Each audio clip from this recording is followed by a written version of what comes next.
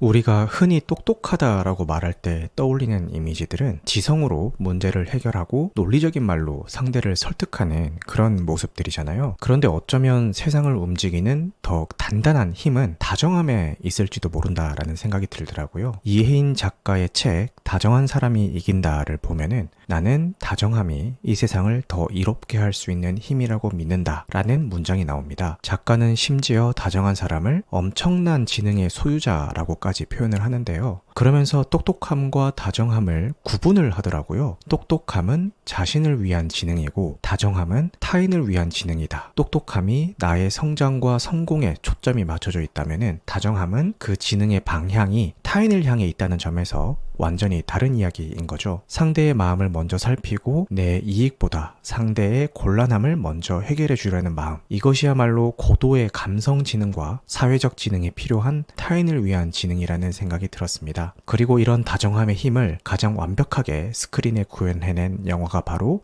Everything Everywhere All at Once가 아닐까 싶습니다. 영화의 주인공 에블린은 힘든 현실에 짓눌려 살아가는 중년 여성입니다. 세금 문제는 산더미처럼 쌓여있고 남편 웨이먼드는 어딘가 답답하고 딸 조이와는 사사건건 부딪힙니다. 그렇게 정신없는 하루를 보내던 어느 날 에블린은 갑자기 자신이 수많은 다중우주를 구원해야 할 운명이라는 황당한 사실을 알게 됩니다. 모든 것을 할 수 있고 모든 것이 될 수 있는 무한한 가능성의 세계 멀티버스. 하지만 그곳에는 모든 것을 무의미하게 여기는 허무주의의 끝판왕 빌런인 조브 투파키가 세상을 위협하고 있습니다. 에블린은 살아남기 위해서 그리고 세상을 구하기 위해서 수많은 우주에 흩어져 있는 또 다른 자신의 능력들을 다운로드하기 시작합니다. 쿵푸 마스터가 되기도 하고요. 유명한 셰프가 되기도 하면서 강력한 힘을 손에 넣죠. 처음에는 이 영화가 기발한 상상력으로 가득 찬 SF 코미디라고 생각을 했는데 하지만 영화가 진행이 될수록 이 모든 현란한 능력들이 사실은 궁극적인 해결책이 아니라는 것을 알게 됩니다. 에블린이 아무리 강해져도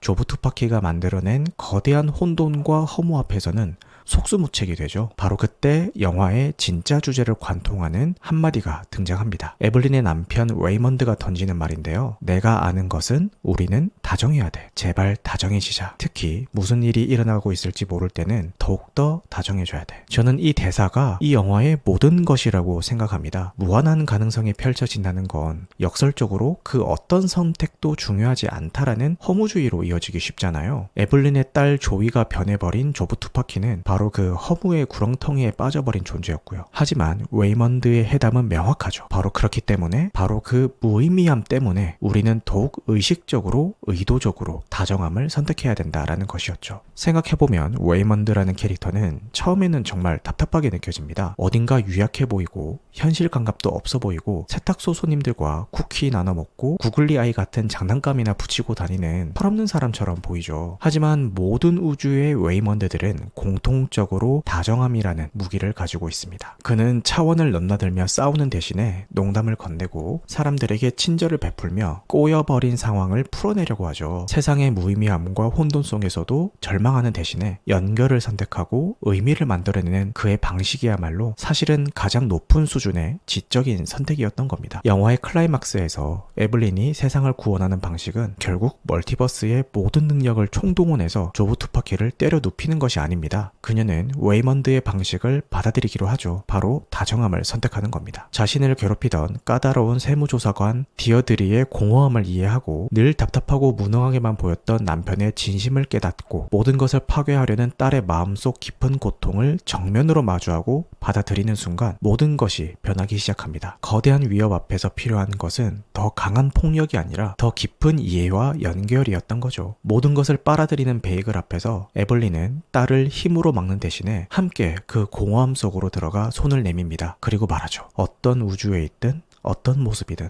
너와 함께 있고 싶다라고요. 이 다정함이라는 가장 위대한 지능이 마침내 혼돈의 우주를 구원하게 되는 겁니다. 웨이먼드가 보여준 다정함은 사실 거창한 게 아닙니다. 세탁소 손님들과 쿠키를 나누고 딸의 말을 들어주려고 애쓰고 아내를 끝까지 믿고 이해하려는 모습들. 우리의 삶도 어쩌면 마찬가지일 겁니다. 우리가 살아가는 이 현실 역시 에블린이 마주한 다중우주처럼 복잡하고 혼란스럽습니다. 수많은 정보와 각자의 주장들이 충돌하고요. 때로는 모든 것이 무의미하게 느껴지기도 하죠. 이런 세상 속에서 나 자신의 이익만을 위해서 똑똑함을 날카롭게 벼르는 것이 유일한 생존 전략처럼 보일 수도 있습니다. 하지만 Everything Everywhere All at Once는 우리에게 다른 길을 보여줍니다. 그럴수록 더욱 의식적으로 다정함을 선택해야 된다라고요. 상대의 입장을 먼저 헤아리는 배려, 지쳐있는 사람에게 건네는 따뜻한 위로, 나와는 다른 생각을 가진 사람을 존중하는 태도, 이런 타인을 향한 지능들이 모일 때 비로소 우리는 삭막한 현실 속에서도 서로의 손을 잡고 따뜻한 연대를 만들어 나갈 수 있습니다. 정리하자면은 Everything Everywhere All at Once는 단순히 기발하고 정신없는 SF 액션 코미디가 아닙니다. 혼란스러운 세상을 살아가는 우리에게 가장 필요한 것이 무엇인지, 가장 강력한 힘이 무엇인지를 이야기하는 성찰을 담은 작품입니다. 오늘 당신의 지능은 누구를 위해서 사용이 되었나요? 그 방향을 타인에게로 돌리는 작은 시도만으로 당신은 세상을 조금 더 나은 곳으로 만드는 위대한 힘을 발휘하게 될지도 모릅니다.